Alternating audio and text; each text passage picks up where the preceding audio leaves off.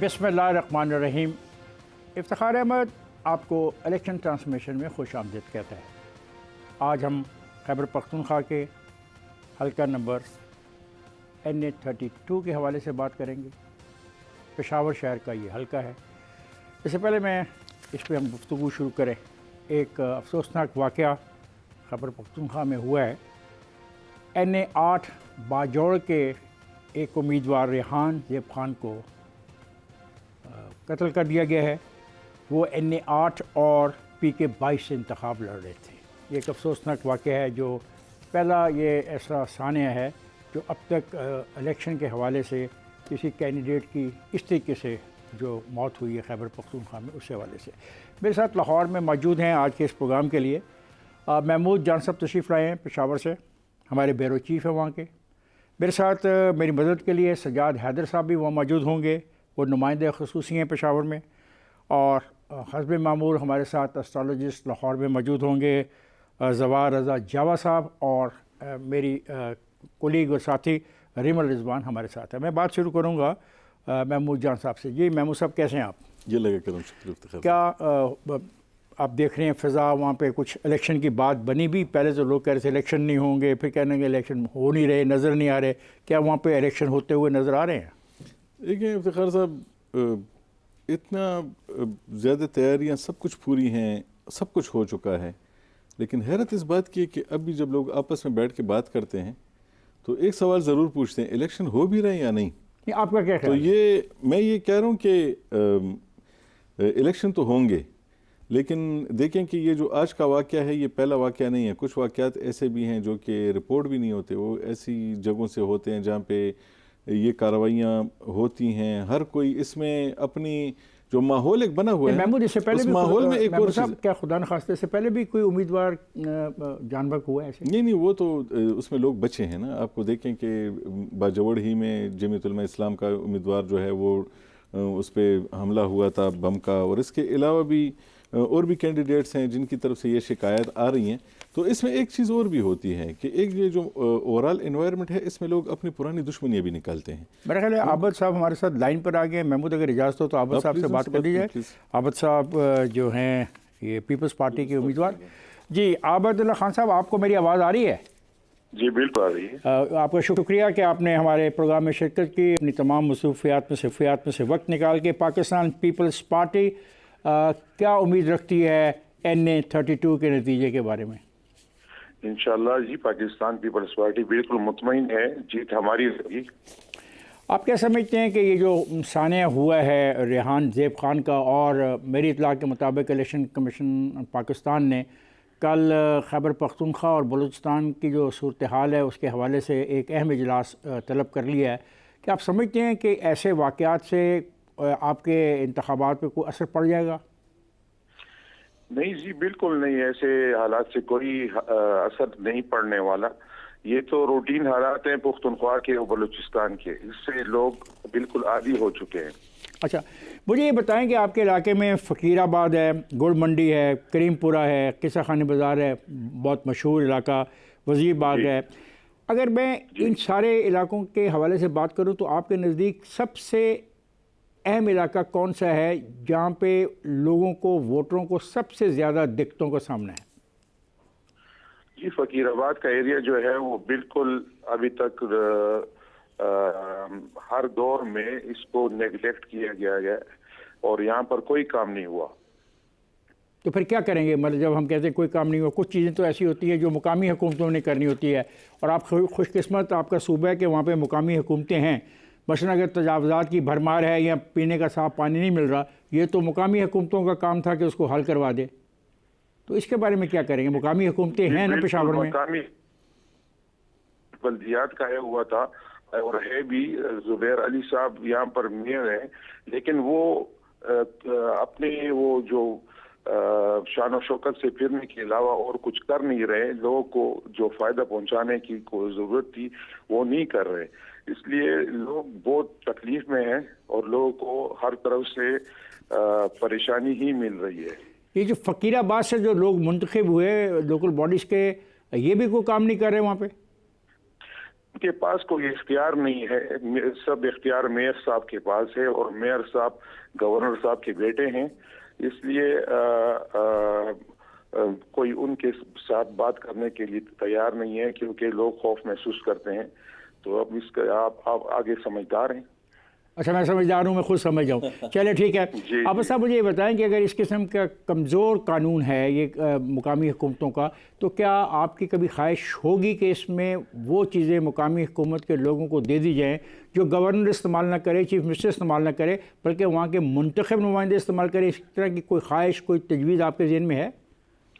جی، منتخب نمائندے بہت ضرورت ہے، کیونکہ یہ سسٹم ہر ایک کو اپنے اختیار کا پتہ ہونا چاہیے، اور ہر ایک کو اپنے حدود کا پتہ ہونا چاہیے۔ لوگ ایک گورنر صاحب بھی ہو وہ بلدیات میں عابد صاحب آپ کی آواز کٹ رہی ہے، میرے خیال ہے آپ موبائل استعمال کر رہے ہیں، ذرا خیال کیجیے گا، آپ کی آواز کٹ رہی ہے۔ جی اب ٹھیک ہے، اب بہتر ہے، ہاں بولیے۔ اور لوگ اس میں مداخلت کی ضرورت نہیں ہے، یہ صوبائی اور قومی رہنماؤں کا کام ہے۔ جب وہ الیکشن کے ذریعے منتخب ہو کر آ جائیں گے تو انشاءاللہ بہتر پرفارم کریں گے۔ عابد صاحب آپ میرے ساتھ رہیے گا۔ میرے ساتھ لاہور میں محمود جان صاحب تشریف رکھتے ہیں، ہمارے بیورو چیف ہے، پشاور سے آئے ہیں، میں ان کو بھی اس گفتگو میں شامل کرنا چاہ رہا ہوں۔ آپ جائیے گا نہیں، ہمارے ساتھ رہیے گا۔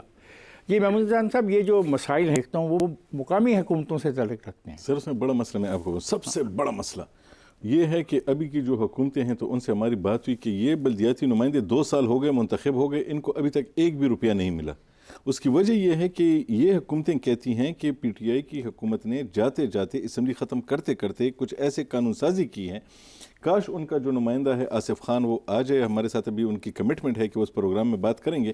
ایسی قانون سازی کی ہے کہ ان لوگوں کو 1 روپیہ بھی جاری نہیں ہو سکتا۔ نہیں، کیا مطلب ایسی کوئی قانون سازی ہوئی ہے، قانون سازی ہوئی، اس کو ختم کرنے کے لیے ایک اور قانون لانے کی بھی کوشش ہوئی، آرڈیننس بھی لانے کی کوشش ہوئی، لیکن الیکشن کمیشن نے اسے روک دیا کہ نہیں، اس الیکشن کے دنوں میں ایسا نہیں ہو سکتا۔ تو ابھی آپ دیکھیں نا، پچھلے جب سے بلدیاتی انتخابات ہوئے ہیں اور جب سے خیبر پختونخوا کی اسمبلی ٹوٹی ہے، عوام کا اتنا بھی مسئلہ حل نہیں ہوا۔ اس کی وجہ یہ کہ اس سسٹم کو اتنا کمپلیکیٹڈ کر دیا گیا ہے، اس میں صرف وہ آدمی فائدہ اٹھا سکتا ہے جس کو سرکاری جھنڈے والی گاڑی ملتی ہے، سرکاری افسر کو اس کا کام ہوتا ہے، جو بیوروکریسی اس کے کام ہوتے ہیں اور نگرانوں کے کام ہوتے ہیں۔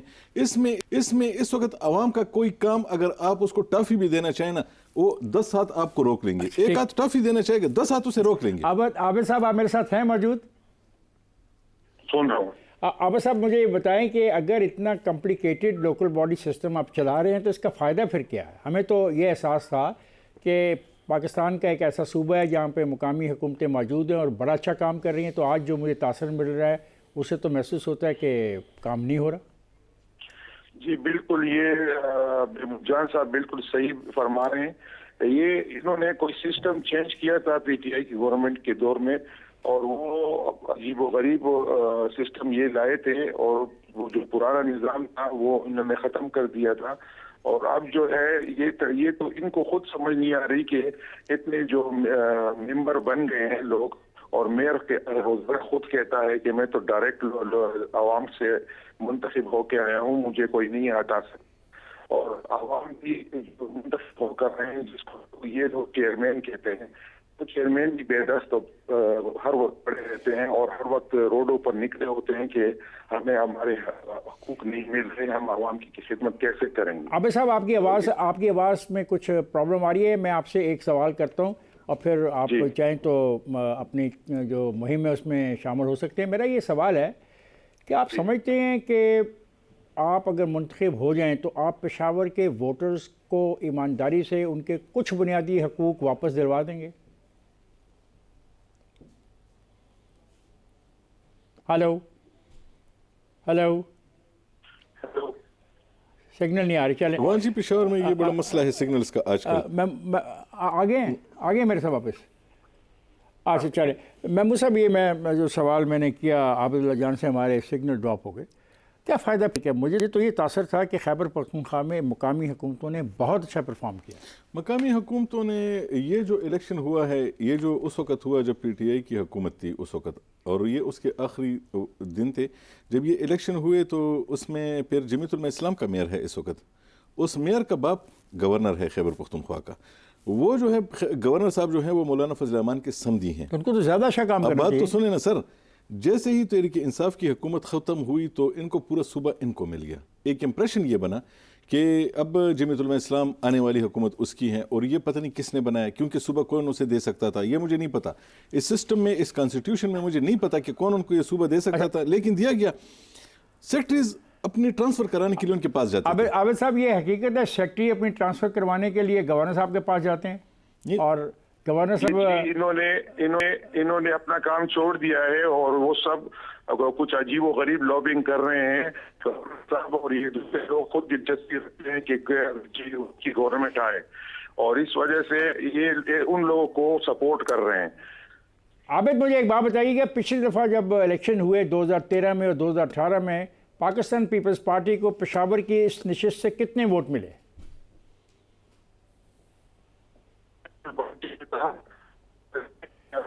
مجھے افسوس ہے عابد صاحب, آپ کے جو ٹرانسمیشن ہمارے ساتھ ہے وہ بہت کلیئر نہیں ہے, تو میں اپنے دوستوں سے کہوں گا کنٹرول روم میں کہ وہ کوشش کریں جب آپ کسی ایسی جگہ پہ پہنچ جائیں جہاں پہ آپ کی آواز ہم تک واضح آ سکے, دوبارہ رابطہ کرتے ہیں. عوام کی انٹرسٹ کے لیے ایک بات بتاؤں, یہ جو عابد صاحب ابھی ہم سے بات کر رہے تھے, یہ ابھی پیپلز پارٹی کے کینڈیڈیٹ ہیں, لیکن یہ آج سے 25 دن پہلے عوامی نیشنل پارٹی کے رہنما تھے. تو یہ تو ہوتا ہے. اب بات سنیں نا, این پی سے 3 لوگ نکلے ہیں. میں کہہ رہا ہوں کہ آپ ان سے جو پیپلز پارٹی کے بارے میں پوچھیں, ابھی ان کو پیپلز پارٹی کا نہیں پتا. جیسے ہی وہ پیپلز پارٹی میں گئے, ان کو صوبائی اسمبلی کی نشست کی ٹکٹ چاہیے تھی این پی سے, لیکن ان کا حلقہ ہی ختم ہو گیا. پشاور سے ایک حلقہ ختم ہوا تھا, وہ ان کے والا تھا, تو یہ پیپلز پارٹی میں چلے گئے. تو پیپلز پارٹی نے ان کو اڈاپٹ کر لیا, ان کے پاس کینڈیڈیٹ بھی نہیں تھا, تو اس لیے ان کو پیپلز پارٹی کا جواب نہیں آتا ہوگا, کیونکہ یہ ابھی آئے ہیں. محمود جان, میرا خیال ہے سجاد حیدر کو بھی ہم شامل کر لیں. جی بالکل, آپ کی اتنی خوبصورت باتیں ہمیں سننے, تو سجاد حیدر تو ہمارے لیے گلی محلے میں پھرتا ہوگا, جاتا ہوگا.